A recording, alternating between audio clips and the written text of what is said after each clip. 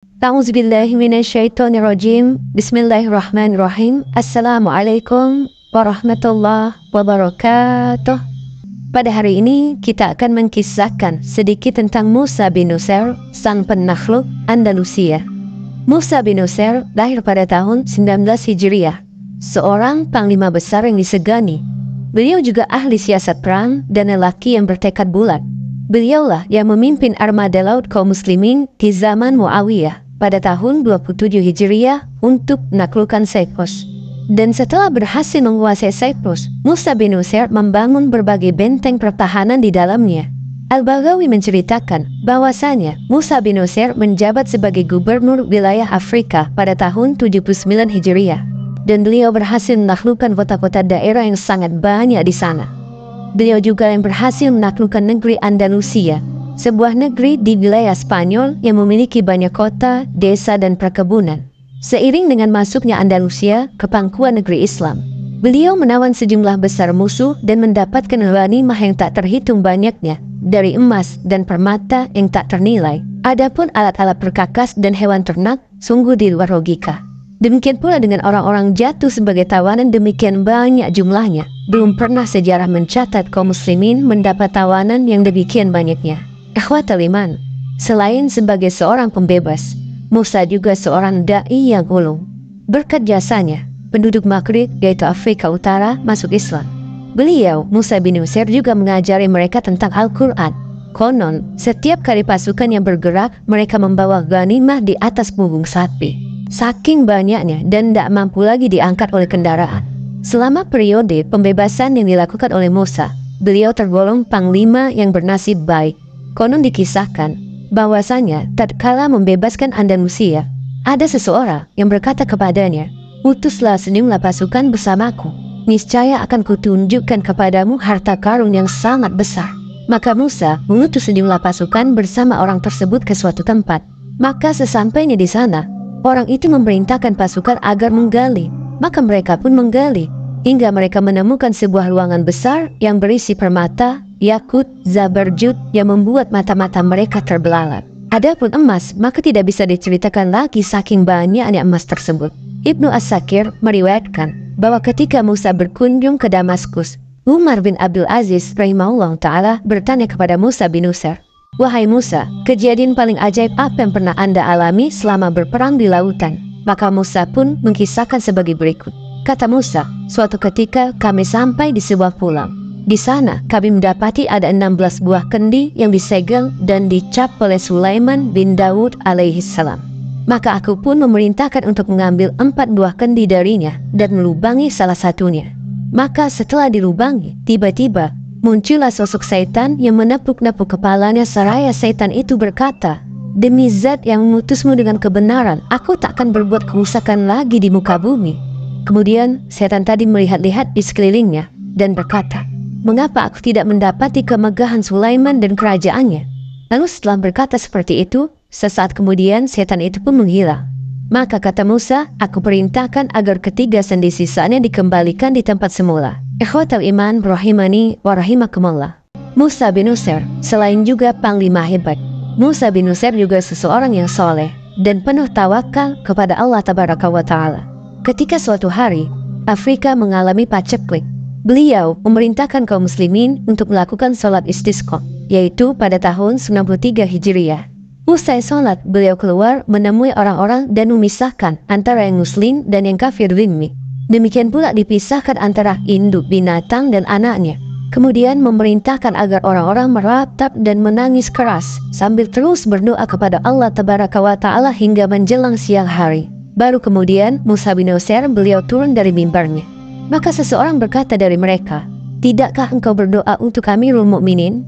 Maka Musa menjawab, "Di tempat seperti ini, yang layak disebut hanyalah Allah Azza wa Jalla." Maka setelah Musa bin Nusair mengucapkan itu, Allah pun menurunkan hujan, subhanallah. Kemudian juga, di akhir pemerintahan Al-Walid bin Abdul Malik, Musa berkunjung ke Damaskus, ibu kota Daulah Bani Umayyah.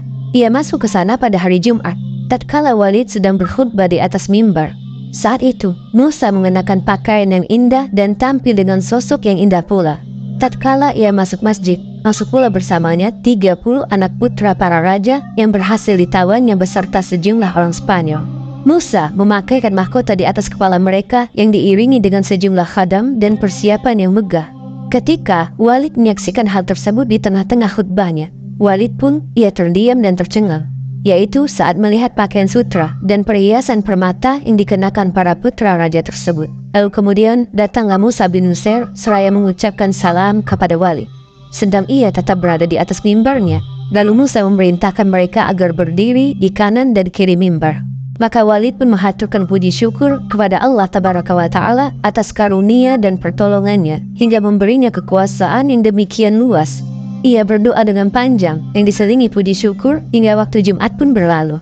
Maka ia pun turun dari mimbar dan sholat bersama kaum muslimin. Usai sholat, ia memanggil Musa bin Nusair dan memberinya penghargaan besar dan harta yang melimpah.